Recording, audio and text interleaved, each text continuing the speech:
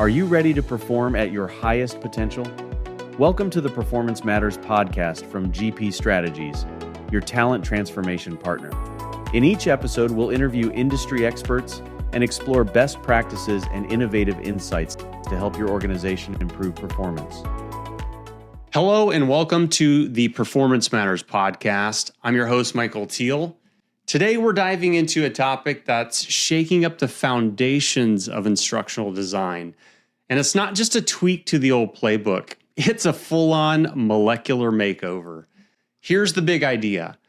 What if learning wasn't built in courses, but in much smaller units?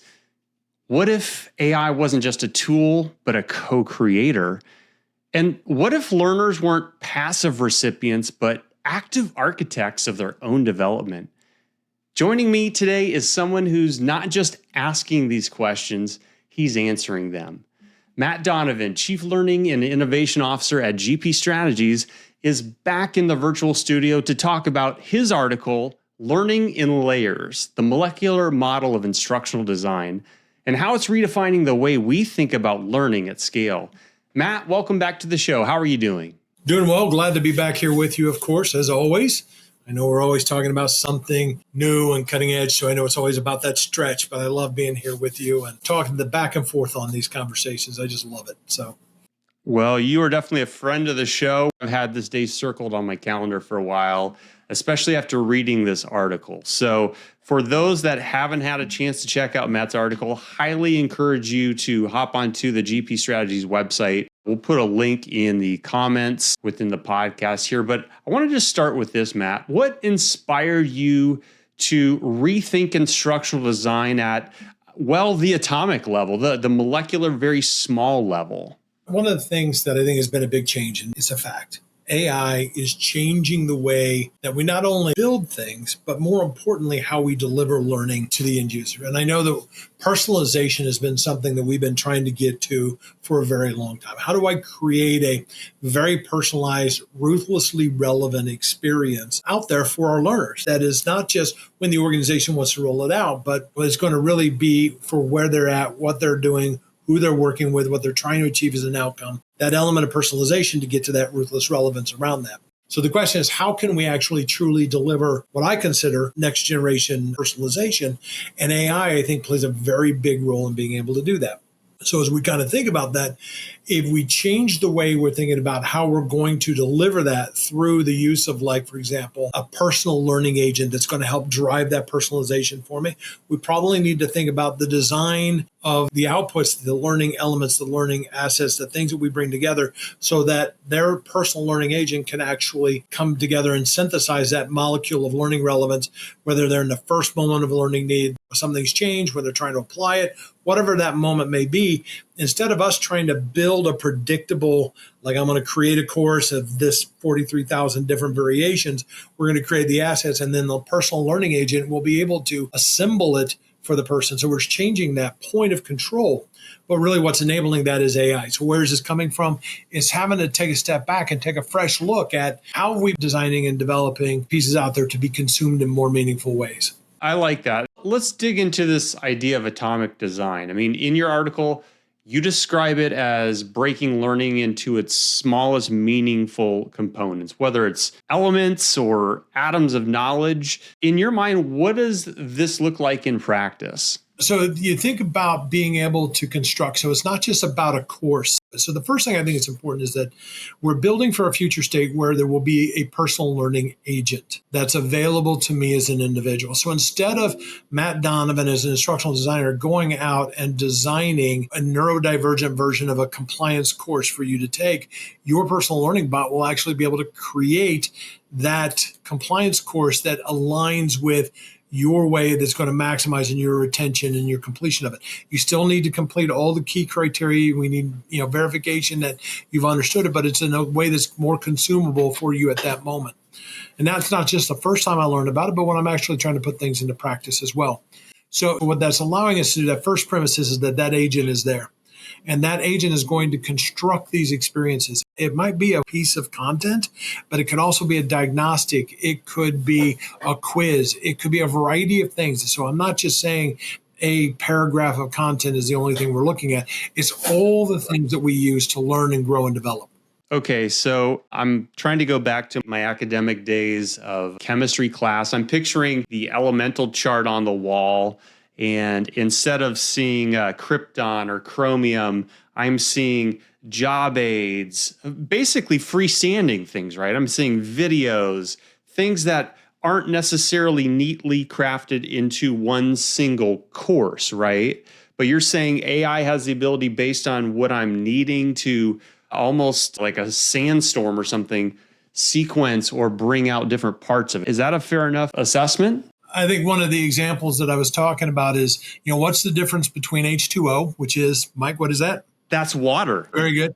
And then what is H2O2? I do not know. What is H2O2? It's hydrogen peroxide. Oh, okay. Excellent. So one additional oxygen takes it from water to hydrogen peroxide, and they're actually used to achieve very different purposes in achieving our activities in life. So obviously water to sustain, but also hydrogen peroxide can be used in a variety of ways that when I was growing up, I know we used it like to kind of clean a wound, for example. But I think the interesting part is that the idea is like, how do we reconstruct to get the outcome that we need to by being able to bring, whether it's content or context or a quiz or a diagnostic, et cetera, to be able to do that. So I think that that's one of those things that we think about is saying, how do I bring a couple of these things to bring new meaning or new value to what it is you're doing? It's shifting it to say, how do I create the assets so that it can be reconstructed from a learner-centric standpoint or content-centric standpoint? So my goal as a designer is not to design a course always, is now to create the elements of in a way that can be recombined into a meaningful learning experience for the end user. Okay, first of all, I have to say, I love this idea of the molecules of relevance as this concept of H2O and H2O2. I can see what you mean. You've got the same core elements at work, but how you sequence them radically different. One helps you whiten your teeth. One helps you keep your hydration up. I love that. So that's perfect. Matt, I want to shift gears here, and I want to talk about AI's role in this learning design. I mean, one of the most exciting parts of your framework that you discuss is really the role of AI as the orchestrator. So I'm picturing AI waving the baton with some nice coattails on, something like that. Just from a high-level vision, how do you see AI assembling learning experiences? So I think that's one of the things, be able to have a learning agent that would be able to bring in the right content and the context for what you're working for. So let's say, for example, I'm about to endeavor into a safe agile project. Okay. Well, instruction on how to do it based on how close or near I am to the performance based on what it knows about me to be able to do that. And then you may also have somebody else on the team who's never been in Safe Agile, and their personal learning agent says, hey, you're getting ready to join a team. You probably need to go out and get a much deeper backgrounding on this and much stronger performance support as that person is kind of going through. So you're not only meeting the needs of the individual, but the need of the team as our collective learning agents start to work with the context of the work we're doing and the application around that. This is so exciting. I know for years, you're one of the lead pioneers of really discussing the 5 moments of learning and how we need to design elements for that. And what I'm hearing from you is this is really the realization of that, this orchestrator where you come in, I come in, we're at different moments. Maybe I need something that is foundational. You need a refresher. Maybe we're problem solving. This is serving up information in real time to help us on our performance journey, right? So again, this gets back to what I was saying before and how it actually shifts it from being content or org-centric in what I want to tell you, but it starts from the premise of being very customer-centric in what we're already working with and what we're already doing. So it brings that context into that. So where I get to that deep personalization, so to speak. Right. Now, I know that you have been one of the thought leaders around this concept of human plus AI, that it's a partnership. And I'm curious, in this orchestration, what do you think this partnership looks like, especially for L&D teams? Well, I think it's a way in which we start to design and develop our output. So when we start to build the assets, we start to think about in the multiple combinations of how things could be used. So not only am I building something for the first moment of learning need, but I'm actually simultaneously thinking about when it's going to be applied, when something goes wrong, when something changes. So for example, I may be teaching a base concept or introducing to a new practice or a procedure. And the first time I do it, I'm going to need a lot more context. But later, when I'm trying to be at the point of application or something changing, I need a different expression of that base content. And I may need a different source. Now, I'm not just talking about connecting with content. I'm also talking about connecting with human expertise. So when I get to moments like 3, 4, and 5, around this, it says, who are other humans that I could connect with, experts in the field, et cetera, that could also start to have some of those insights to those problems or their challenges or help me get better at application. So it's not only making a connection to content or diagnostics or other types of assets, but it's also to the humans in the organization that can help it perform better as well. That is so exciting just to see this hope, something that we've been looking at as a holy grail for so many years, starting to come together, mixing this power of human and AI. And, speaking of looking back here, thinking about the traditional models of instructional design, and I know you referenced those in the article, obviously with ADDIE and agile designs here. You make a strong case that sticking with traditional course-centric models is pretty risky. So from your perspective, Matt, what are some of these consequences of standing still in a world that's moving at the speed of AI? And moreover, how could this, atomic design help organizations stay agile and relevant? There's two things. First, I want to go back and just make sure to say that thank you for, the acknowledgement of the work. I talk about the 5 moments of need. Obviously, I didn't invent that. Conor Govertson, Bob Mosher, those guys are the ones that started this, but I love the design, and you see how I kind of weave it in to really, there's a natural relevance that brings that forward. But as we also look at the other elements that we bring in, so like the 5 moments brings us into a very learner-centric view with that. The shift from the ADDIE, which is arguable whether or not you say, the ADDIE model approach to it, whether it was ever waterfall by design. I think it intimates a waterfall approach where you drive gates and progressions and we know what good looks like and we build that. Progressively to the agile approach of we don't know what good looks like because good can be many things. That's shifting to an agile. Now it's actually taking agile and bringing that very strong sense of not just design thinking where we're looking at that really identifying who our end users are, bringing in that emotional, that empathy, understanding of who they are, but the many different ways that they're able to use it. So from our design, it starts to get more complex as we start to build the systems, not just the outputs, but the systems that enable the ability to meet such a range of needs. Because I can't predict all the ways that learners are going to need it, but I can create the system like an agent knows about you, how it can actually go find those elements of relevance to combine into a meaningful experience for you to drive the performance outcome you're looking for. So it's a long thing. So what is the risk really behind not doing these evolutions are?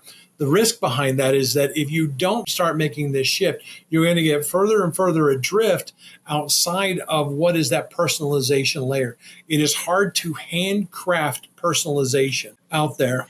It is really hard to do that. And it's not sustainable. So when you shift this, you're starting to get to a better system that has a bit more capacity to be able to drive with the aid of AI to really start to achieve true personalization at scale. So we have to design the inputs that allows it. So if you don't do that, you're going to be stuck trying to kind of craft the variations or miss some critical needs out there that aren't uncovered. So in realistic, it's really hard for us as instructional designers to kind of account for and handcraft all the solutions we need to that are going to need when somebody says, I need it for this or that. We can't build to meet all of those. So we need that interim. So bring AI into the situation to be able to help do that at scale. I love that. And, I come at this from the content developer, the creator perspective. And I will admit that's been one of the things that's been, secretly a little scary for me is that idea of saying, wow, we can personalize things, but we can't make all this stuff, right? But what you're saying here, really the shift is from owning the content to really focusing on this ecosystem architecture and building the system where content can be served up here individually. So from someone like myself, an L&D professional, a creator, what does it mean for professionals like myself to design these environments that invite learner agency or even co-creation where the learner's part of this contribution? Help me just see a little more of that light at the end of the tunnel.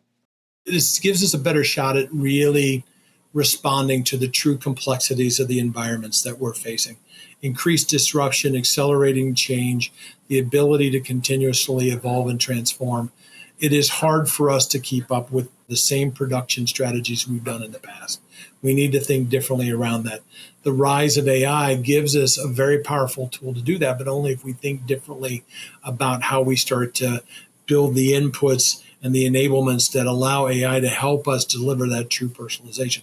And I know I'm mixing metaphors a little bit. We've talked a lot about that atomic structure with it, but think of this as enabling us to deal with the multiverse of needs that are emerging out there.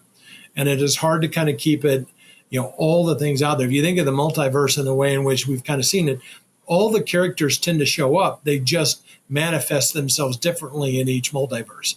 And so it's like, what is this and this? What's the rule in this one? What are we seeing? And we're saying that there are some core elements that are going to be out there, but how they express themselves will be unique to the context that, in this case, the learner or the performer needs to have them in. So I love it. As a Spider-Man fan, you're speaking my language here, Matt. That multiverse analogy actually helps me out quite a bit. You might have something reoccurring, but to use your molecular relevance concept, you could have the same essential element, but it's manifesting or sequencing in a different way or being presented, where as a creator, what you're saying though is free your mind a little bit in terms of stop thinking so much course centric and thinking more about how we can pull out those core elements that can be sequenced. Correct. And this design approach really fights that thing. And I've said it many times before, I'm a recovering instructional designer. What I mean by that is, as a classically trained instructional designer, we almost get into this kind of power trip. And what I mean by that is that we begin a course out, we start off with those learning objectives. At the end of this course, you will learn the following 5 items. That's very much a closed system. As a designer, I've created imagery and text and video and a quiz to ensure that there's a carefully crafted learning sequence, but it's based off of what my design is and my view of what you need to be able to achieve and perform. Now, that's assuming that I feel like I've got a really good bead on what your needs are, but there's difference from being a designer-centric to a learner-centric design. And what that means is that if I started to create, it says, I think you need to know about these things, but actually how giving you control with your agent to be able to create that structure that's going to resonate, boy, that's opening it up. You're sharing control. You're freeing it out there to say, I'm not controlling the whole pathway. I'm actually opening it up that you may have actually additional learning outcomes I'm not even familiar with. So it goes against some of our very well-honed behaviors where we try to carefully craft these learning experiences, and they will be executed as I've designed them. To be able to open it up is giving over control, but the question is, how can you actually ensure a great experience without controlling every element of the experience? That is a master designer. The person that can create the conditions and the environment for this experience to manifest itself and have great impact to whoever the individual user is, that's a master designer. That's far more challenging than actually going A plus B plus C and equals D. And that's it. This says, I'm going to give you A plus C. And guess what? It may equal something else other than that. That's fantastic. I can see that this whole shift is really how do we balance the structure of having a formal learning for some of these core elements, but then allowing the ecosystem to have flexibility to go where the learner needs, whether it's from a data-driven perspective or just what they want, right? Yep.